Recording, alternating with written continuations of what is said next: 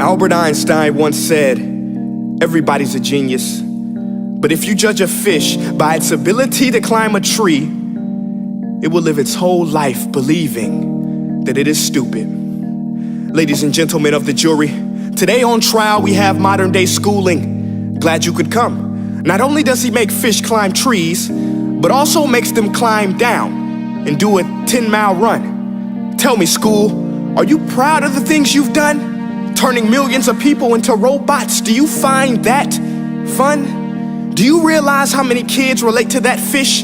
Swimming upstream in class, never finding their gifts, thinking they are stupid, believing they are useless? Well, the time has come, no more excuses. I call school to the stand and accuse him of killing creativity, individuality, and being intellectually abusive. He's an ancient institution that has outlived his usage. So, Your Honor, this concludes my opening statement, and if I may present the evidence of my case, I will prove it. Proceed. Exhibit A. Here's a modern day phone. Recognize it? Here's a phone from 150 years ago. Big difference, right? Stay with me. Here's a car from today, and here's a car from 150 years ago. Big difference, right? Well, get this. Here's a classroom of today, and here's a class we used 150 years ago. Now, ain't that a shame? In literally more than a century, nothing has changed. Yet you claim to prepare students for the future? But with evidence like that, I must ask, do you prepare students for the future or the past? I did a background check on you and let the record show that you were made to train people to work in factories, which explains why you put students in straight rows, nice and neat, tell them sit still, raise your hand if you want to speak, give them a short break to eat, and for 8 hours a day, tell them what to think. Oh, and make them compete to get an A letter which determines product quality, hence grade A of meat. I get it. Back then, times were different. We all have a past. I myself am no Gandhi. But today, we don't need to make robot zombies. The world has progressed, and now we need people who think creatively, innovatively, critically, independently, with the ability to connect. See, every scientist will tell you that no two brains are the same, and every parent with 2 or more children will confirm that claim.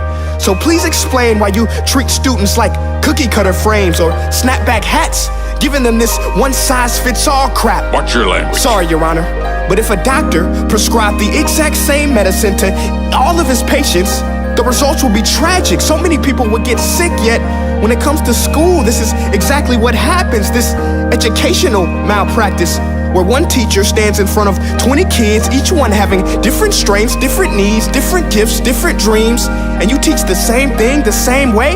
That's horrific. Ladies and gentlemen, the defendant should not be acquitted. This may be one of the worst criminal offenses ever to be committed. And let's mention the way you treat your employees. Objection. Overruled. I want to hear this. It's a shame. I mean, teachers have the most important job on the planet, yet they're underpaid? No wonder so many students are short-changed. Let's be honest, teachers should earn just as much as doctors, because a doctor can do heart surgery and save the life of a kid, but a great teacher can reach the heart of that kid and allow him to truly live. See, teachers are heroes that often get blamed, but they're not the problem. They work in a system without many options or rights. Curriculums are created by policymakers, most of which have never taught a day in their life. Just obsessed with standardized tests. They think bubbling in a multiple choice question will determine success. That's outlandish. In fact, these tests are too crude to be used and should be abandoned, but don't take my word for it.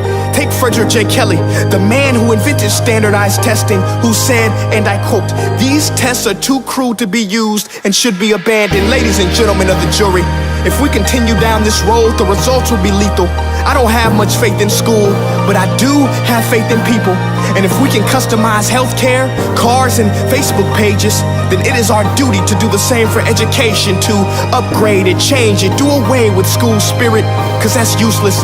Unless we're working to bring the spirit out of each and every student, that should be our task. No more Common Core. Instead, let's reach the core of every heart in every class. Sure, math is important, but no more than art or dance. Let's give every gift an equal chance. I know this sounds like a dream, but countries like Finland are doing impressive things. They have shorter school days.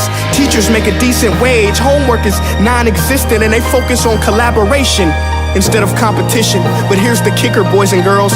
Their educational system outperforms every other country in the world. Other places like Singapore are succeeding rapidly. Schools like Montessori, programs like Khan Academy. There is no single solution, but let's get moving. Because while students may be 20% of our population, they are 100% of our future.